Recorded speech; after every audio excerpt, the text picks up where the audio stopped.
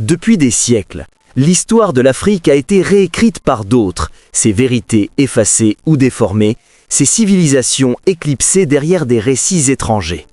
Dans ce silence imposé, un homme osa lever la voix, remettre en question les dogmes établis et révéler la grandeur que l'on avait tenté d'effacer. Cet homme, par sa rigueur, son audace et sa vision, s'appelait Cheikh Anta Diop. Dans les années 1960, alors que l'Afrique post-coloniale tentait de se reconstruire et de retrouver sa voie, Diop a osé poser une question qui dérangeait. Qui étaient vraiment les Égyptiens antiques? Et surtout, qui étaient les Africains? Pendant des siècles, des manuels, des chercheurs et des médias avaient présenté l'Égypte comme un monde séparé de l'Afrique, une civilisation étrangère, blanche ou sémitique, tout en effaçant l'héritage africain. Diop, lui, a utilisé la science, l'histoire et les langues pour révéler une vérité que beaucoup refusaient d'accepter. L'Égypte antique était africaine, façonnée par des Africains noirs. Mais sa quête pour la vérité ne s'est pas arrêtée aux bibliothèques et aux laboratoires. Elle l'a mis sur le chemin de puissances et d'institutions qui avaient intérêt à garder le récit historique sous contrôle. Et là où la vérité dérange, la résistance peut être féroce, voire mortelle. Car Cheikh Anta Diop n'était pas seulement un chercheur, il était un messager, un révélateur. Et ceux qui contrôlent le récit historique ont souvent considéré les messagers comme des menaces. Dans cette vidéo, nous allons plonger dans la vie de cet homme extraordinaire, découvrir comment ses recherches ont bouleversé notre compréhension de l'Afrique et explorer le mystère qui entoure sa mort.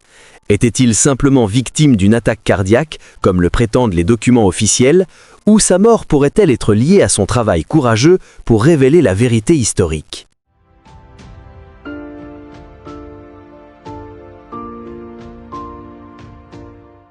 Pour comprendre l'impact de Cheikh Anta Diop, il faut d'abord remonter à ses origines et plonger dans l'Afrique des années 1960 et 1970, un continent encore profondément marqué par les séquelles du colonialisme.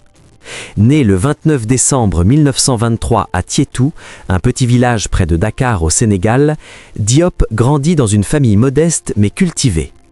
Dès son plus jeune âge, il manifesta une curiosité exceptionnelle pour le monde qui l'entourait, s'interrogeant sur les racines des peuples, les langues et les civilisations qui l'avaient précédé. Son père, fonctionnaire respecté, et sa mère, femme cultivée, lui inculquèrent une rigueur intellectuelle et une conscience aiguë de l'histoire de son continent. Très tôt, Diop sut que l'éducation et le savoir étaient les armes les plus puissantes pour comprendre et peut-être un jour changer le monde.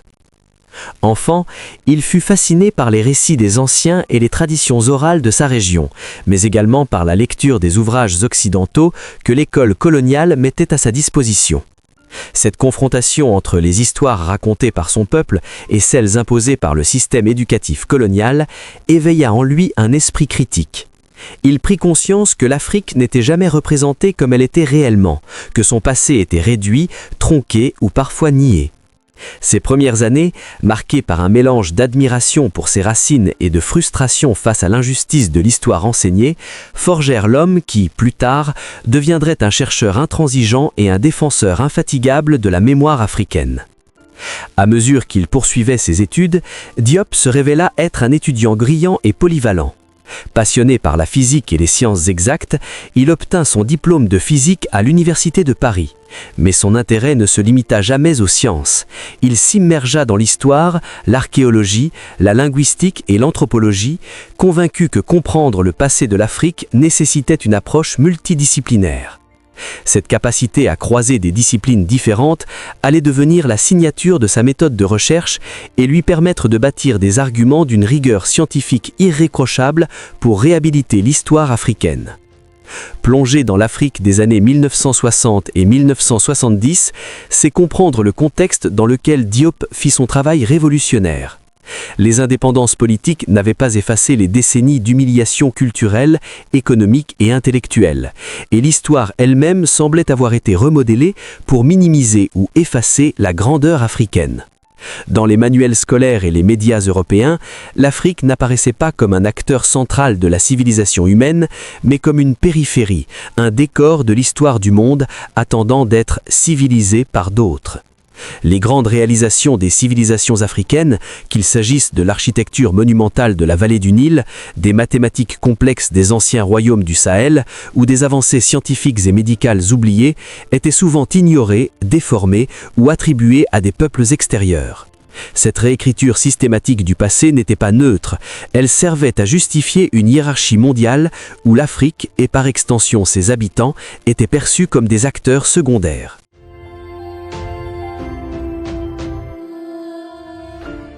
Cheikh Anta Diop refusa catégoriquement cette vision tronquée.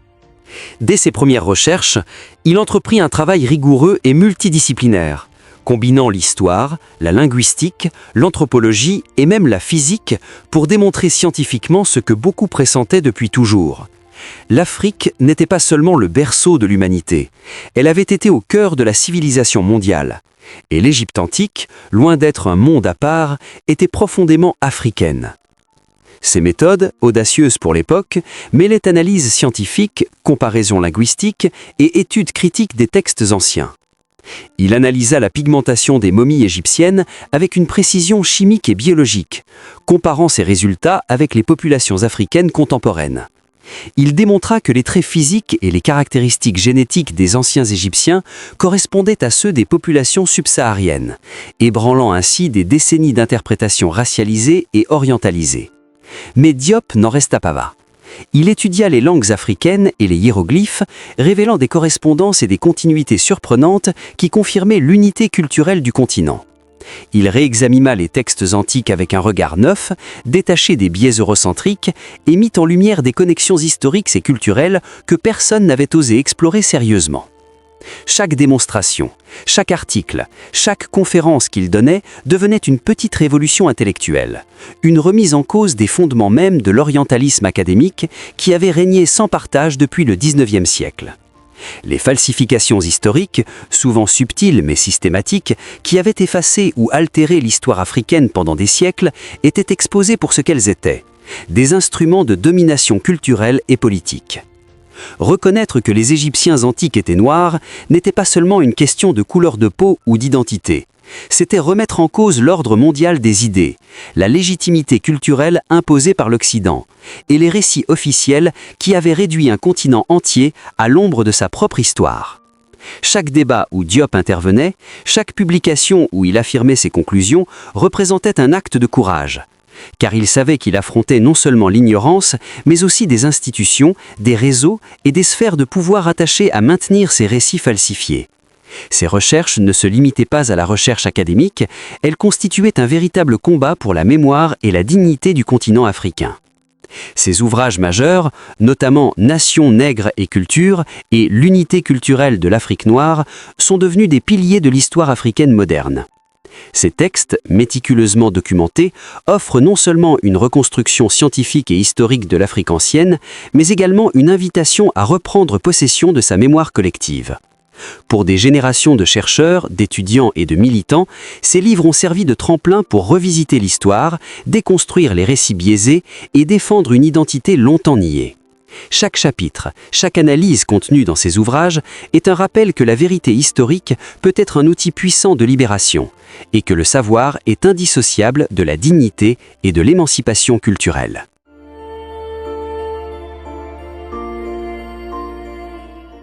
Pourtant, cette lumière sur le passé africain n'était pas accueillie partout avec bienveillance. Certains cercles académiques et politiques, confortablement installés dans des récits établis depuis des siècles, virent en Diop un perturbateur. Ses travaux, par leur rigueur et leur audace, remettaient en question la légitimité de récits et de structures de pouvoir qui avaient longtemps contrôlé la représentation de l'Afrique dans le monde. Loin d'être un simple académicien, Diop devint un symbole de résistance intellectuelle.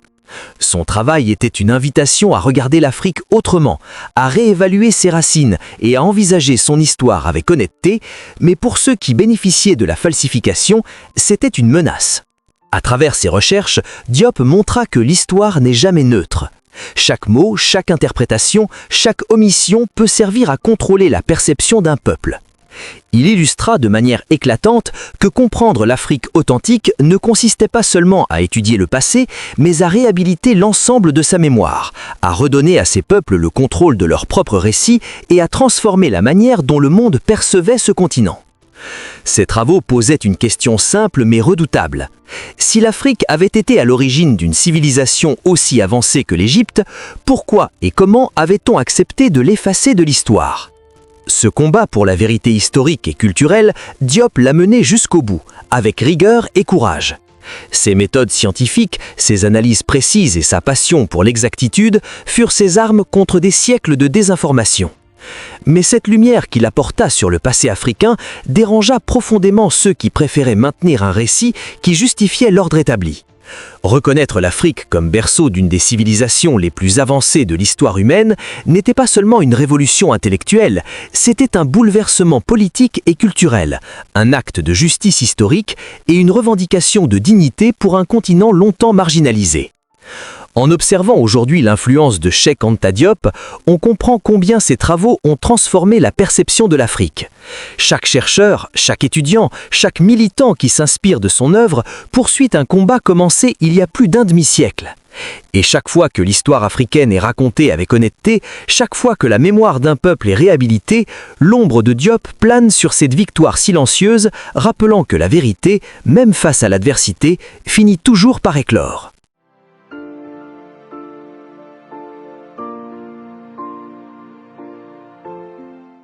Le 7 février 1986, Cheikh Anta Diop s'éteignait officiellement à Dakar, victime d'une attaque cardiaque.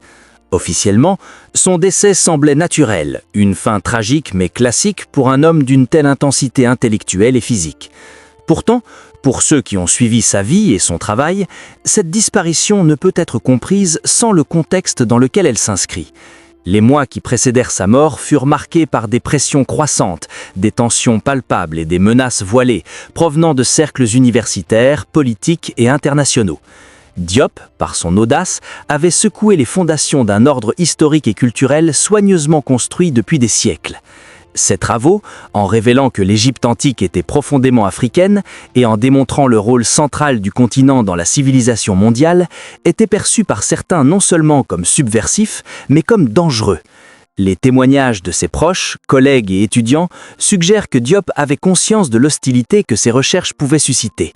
Il recevait des avertissements à peine voilés, était critiqué pour ses publications et confronté à une résistance farouche de ceux qui se sentaient menacés par la vérité qu'il dévoilait. L'homme, qui par ses analyses scientifiques et historiques avait réhabilité l'Afrique et exposé les falsifications historiques orchestrées depuis des siècles, se retrouvait maintenant lui-même au centre d'un débat sur la légitimité de la vérité. Était-il simplement victime d'un stress prolongé, d'une santé fragilisée par des années d'efforts intellectuels intenses et d'un engagement passionné pour la justice historique? Ou sa mort, dans ce contexte, pourrait-elle être interprétée comme l'ultime tentative de réduire au silence une voix jugée trop dérangeante, trop éclairante pour être tolérée? Qu'il s'agisse d'un assassinat réel ou symbolique, le fait demeure. Cheikh Anta Diop a payé un prix pour sa quête de vérité. Et pourtant, même face à cette fin tragique, son héritage n'a pas été effacé. Bien au contraire, il s'est amplifié. Ses recherches continuent de nourrir les débats académiques, d'inspirer la diaspora africaine et de transformer la perception de l'histoire africaine à travers le monde. Chaque conférence, chaque publication ou analyse entreprise aujourd'hui par des chercheurs qui osent remettre en question les récits dominants suit la voie tracée par Diop. Chaque enfant africain qui apprend désormais que l'Égypte antique était africaine se reconnecte à un passé longtemps nié, retrouvant un lien avec un héritage culturel et scientifique que l'histoire avait tenté de lui voler. Plus de 3 décennies après sa disparition, le nom de Cheikh Anta Diop demeure synonyme de courage intellectuel, de rigueur scientifique et de résistance face à la falsification historique. Il incarne ce que signifie chercher la vérité dans un monde où l'histoire est souvent instrumentalisée, où chaque mot, chaque interprétation peut être utilisée pour dominer ou manipuler. Sa vie et son œuvre rappellent que la connaissance n'est jamais neutre et que l'acte de connaître peut parfois être perçu comme subversif. Mais Diop démontre avec éclat que défendre la vérité vaut toujours le risque et que le silence des siècles ne peut étouffer une conscience déterminée à révéler ce qui a été caché.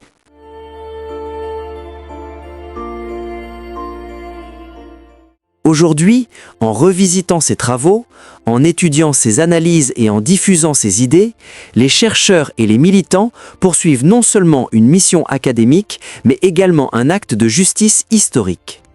L'œuvre de Diop dépasse le cadre de l'histoire ou de l'égyptologie. Elle touche à l'identité, à la mémoire collective et à la dignité de tout un continent. Chaque étude sur les langues africaines, chaque analyse des civilisations anciennes ou chaque publication sur l'histoire africaine contemporaine doit, en quelque sorte, se confronter à son héritage. Et c'est ce qui rend sa contribution intemporelle. Elle ne se limite pas aux pages des livres ou aux salles de conférences, elle vit dans la conscience collective, dans le regard critique porté sur le passé et dans la fierté retrouvée d'un peuple qui a longtemps été privé de son histoire. Le mystère entourant sa mort, loin d'éteindre sa lumière, amplifie le symbolisme de son combat. Il rappelle que chercher la vérité, surtout lorsqu'elle dérange des structures de pouvoir ou des récits confortables, peut être périlleux. Mais cette ombre qui plane autour de sa disparition ne fait que renforcer la valeur de son œuvre. La vérité, même menacée, finit par s'imposer. Cheikh Anta Diop, en défendant la mémoire africaine et en révélant la véritable identité des Égyptiens antiques, nous enseigne que la connaissance est un acte de courage et que la transmission de cette connaissance est une responsabilité collective. Ainsi, même si l'homme a disparu physiquement, sa présence intellectuelle et spirituelle demeure. Chaque relecture des archives, chaque remise en question des récits dominants, chaque élève ou chercheur qui s'émerveille devant la grandeur de l'Égypte antique et comprend enfin son héritage africain, perpétue l'œuvre de Diop. Il est devenu le symbole d'une Afrique qui refuse d'être effacée de sa propre histoire et le rappel permanent que la vérité, même lorsqu'elle est dérangeante, mérite d'être révélée et défendue. L'impact de sa vie continue d'irriguer la réflexion, d'éclairer l'histoire et de renforcer la fierté culturelle, offrant à chaque génération un phare pour naviguer dans l'obscurité des falsifications passées et des récits tronqués. Le mystère de sa mort, qu'il soit accidentel, naturel ou orchestré, s'efface devant l'éclat de son héritage. Cheikh Anta Diop demeure vivant dans chaque page revisitée, dans chaque voix qui proclame la vérité sur l'Afrique et dans chaque conscience éveillée à l'histoire authentique. Il a ouvert les yeux d'un continent et, en le faisant, a transformé à jamais la manière dont le monde comprend et perçoit l'Afrique. Et c'est dans cette lumière que son nom continuera de résonner, longtemps après que les années auront tenté de l'oublier.